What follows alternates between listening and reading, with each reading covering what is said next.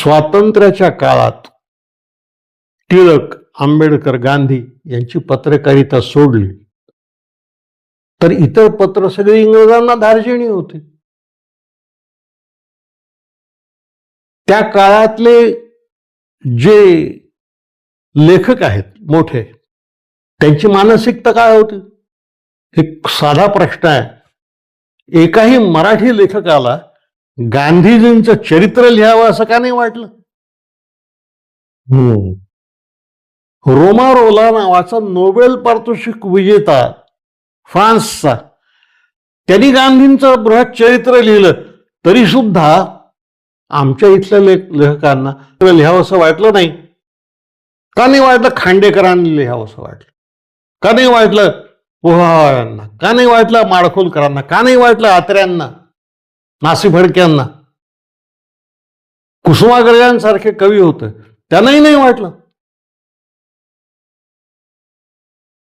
त्याची कारण वाईट आहेत, ते न आवडणार आहे, पण खरं आहे. त्या काळातले बहुतेक सारे नामवंत मराठी लेखक हे ब्रह्मकुलोत्पन्न होते. आणि या ब्रह्मकुलोत्पन्न लेखकांना स्वातंत्र्याच्या लढ्याविषयीच कौतुक नव्हतं. कारण स्वातंत्र्याच्या लढ्यामध्ये बहुजन समाज मोठ्या प्रमाणावर होता. टिळक जोपर्यंत नेते होते तोपर्यंत ते त्यांच्या सोबत होते. गांधी आल्यानंतर गांधीविषयी त्यांना काही प्रेमच नव्हतं. वास्तविक गांधी गुजरातपेक्षा महाराष्ट्रातच जास्त राहिला. तो पुण्यात जास्त राहिला, येरवड्यात राहिला, वर्धेत राहिला, पण त्याच्याविषयी प्रेम नाही.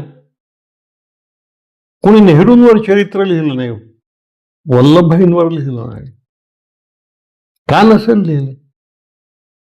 कारण जोपर्यंत स्वातंत्र्य लढ्याचे नेते टिळक, गोखले हे होते, मी सावरकरांचं नाव घेत नाही इथं, कारण ते 1910 मध्येच तुरुंगात गेले, त्यांच्यावर प्रेम होतं. गांधींवर प्रेम नव्हतं, नेहरूंवर नव्हतं, वल्लभभाईंवर नव्हतं. मौलानांविषयी तर तिरस्कारच होता. काय माणसं होती.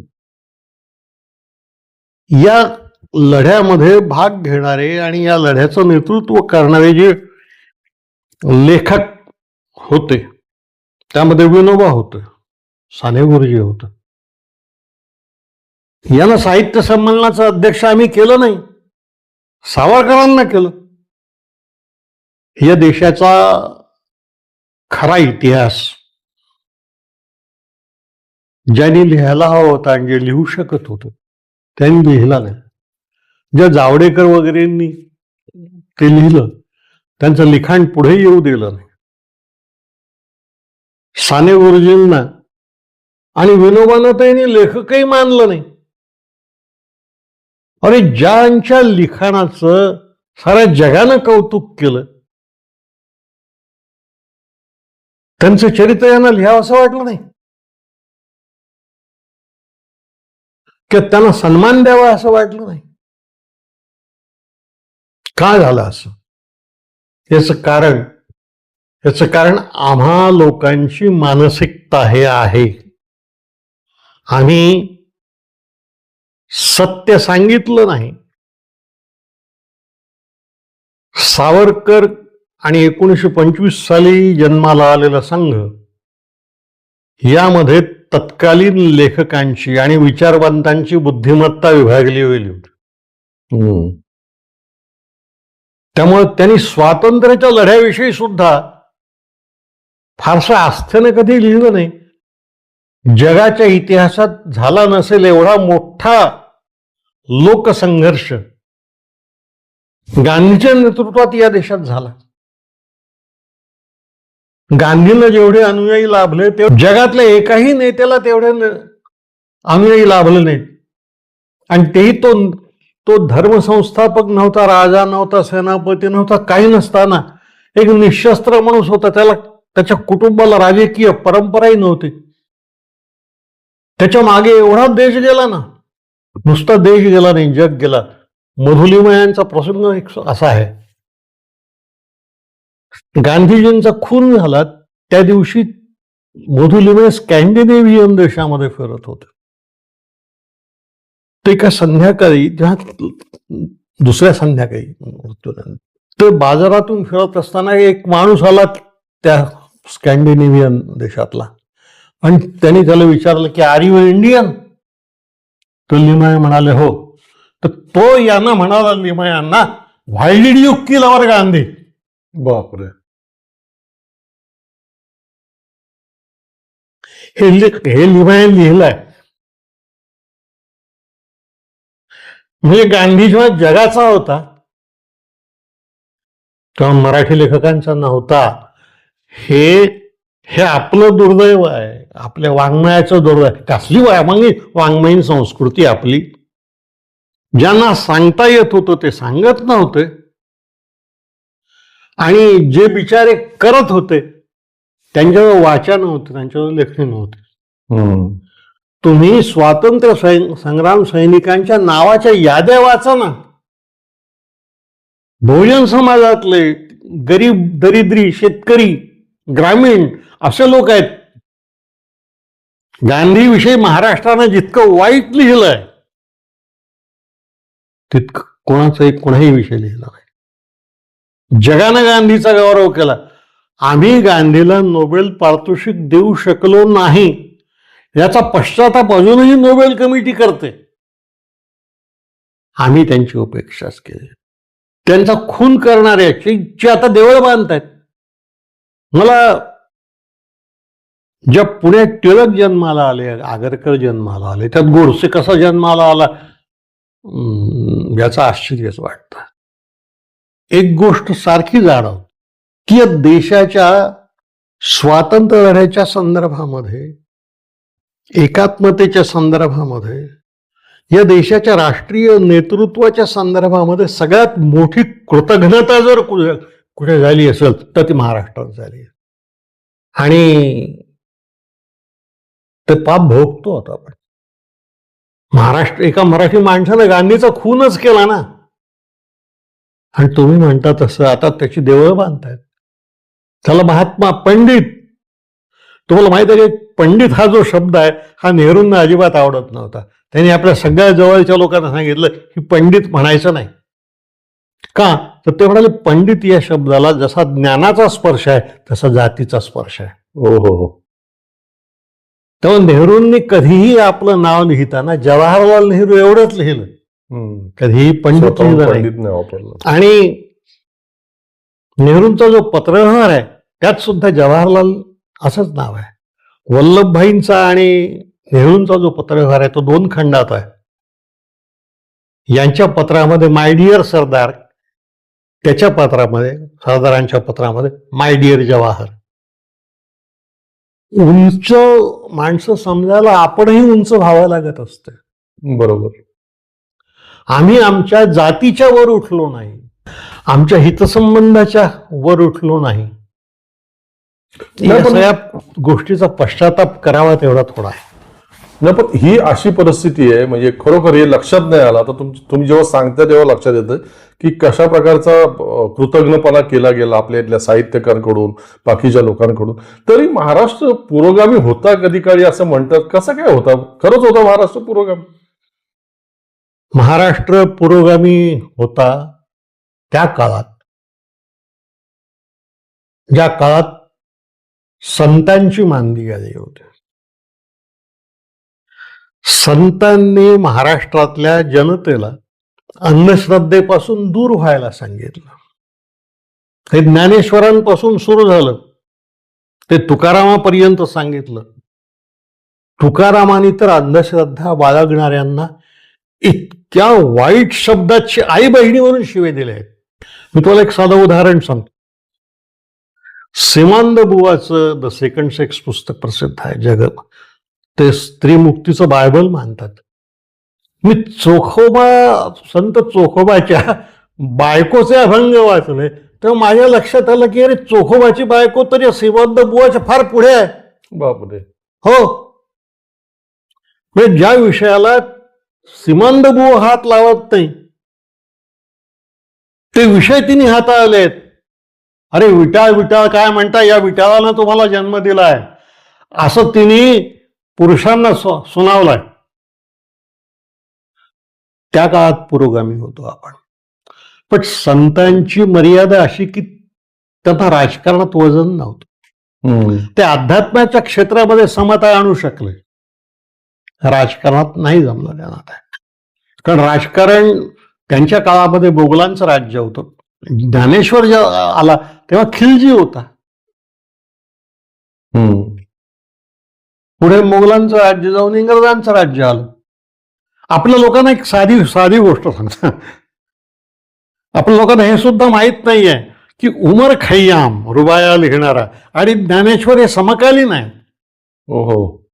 उमर खय्याम अलीकडचा नाही आहे, तो ज्ञानेश्वराला समकालीन आहे. ज्या काळात या देशात अकबराचं राज्य होतं त्या काळात इंग्लंडमध्ये शेक्सपियरची नाटकं होत होती. शेक्सपियर आणि अकबर समकालीन आहेत, आपण फार मागे होतो. हेही एक त्याचं कारण आहे. एका बाजूला हेही खरं आहे की स्वातंत्र्याच्या आंदोलनामध्ये गांधींच्या मागे जेवढी माणसं महाराष्ट्रातली गेली तेवढी इतर प्रांतातली गेली नाहीत, दक्षिणेतली नाही गेली फारशी. पण गेली ती माणसं कोण होती? ती बहुजन समाजातली होती, शेतकरी वर्गातली होती, ग्रामीण भागातली होती, अशिक्षित होती. मेलेल्या माणसांची नावं माहीत नाहीत ना, फासावर गेलेल्या लोकांची आम्हाला.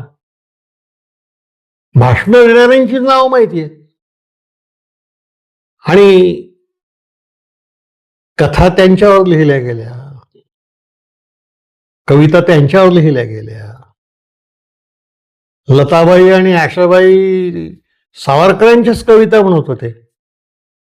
मला सर मगाशीच विचारायचं होतं, आता विचारतो. संभ्रम असा होतो, महाराष्ट्र पुरोगामी तेव्हा होता जेव्हा संतांची मांदियाळी होती आणि संत सगळे समाज सुधारण्याचे विचार मांडत होते, अंधश्रद्धेवरती प्रहार करत होते, आपली सगळी संतांची मालिका.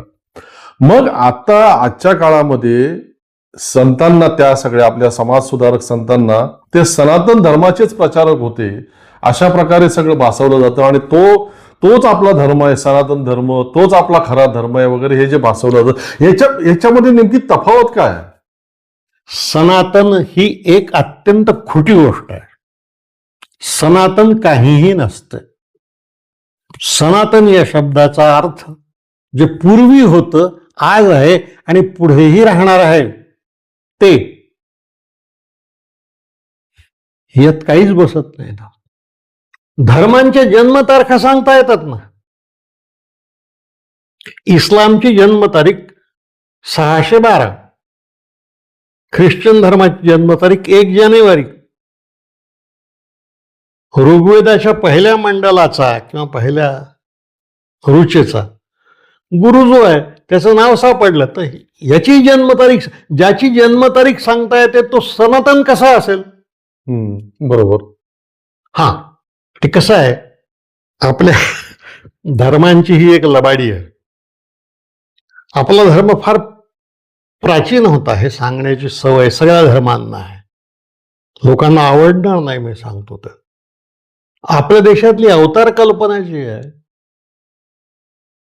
ही प्रथम कोणात आली? ही बुद्धात आली. अगोदर बोधिसत्व जन्माला आले आणि मग बुद्ध आला. बुद्धाचा जन्म इसवी सन पूर्व 600. तोपर्यंत रामायण महाभारत लिहिलं जात होतं. तोपर्यंत त्यात हिंदू धर्मातल्या या अवतार कल्पना आल्याच नव्हत्या. अवतार कल्पना बुद्धाच्या नंतर आल्या. मग बुद्धाने 10 सांगितले बोधिसत्व. त्याचा समकालीन महावीर होता, त्यांनी त्याच्या धर्माने 24 तीर्थंकर सांगितले. तुम्हाला हे माहिती आहे का, मुसलमान धर्म पैगंबराच्या अगोदर 1.25 लाख पैगंबर येऊन गेले असं म्हणतो. हे सांगण्याचं कारण एवढंच आहे की 10 बोधिसत्व अगोदर आले, म्हणजे 10 जन्माची बुद्धिमत्ता त्या एकट्या गौतम बुद्धात होते. खरं बुद्धिमत्ता भगवान बुद्ध मोठाच होता. 24 तीर्थंकराची बुद्धिमत्ता महावीरात आली आपण रावणाला 10 तोंड होती म्हणतो ना, किंवा ब्रह्मदेवाला 4 तोंड होती म्हणतो. हे का म्हणतो? तर 4 तोंडात किंवा 4 डोक्यात जी बुद्धिमत्ता असते ती एकट्या बुद्धी माणसात होती. याचं ते हे आहे. प्रतिकात्मक असं.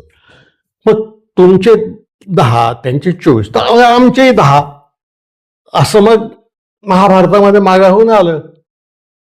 महाभारताची 1,00,000 श्लोकांची आजची जी रचना आहे ही बुद्धाच्या नंतर 600 वर्षांनी झालेली आहे.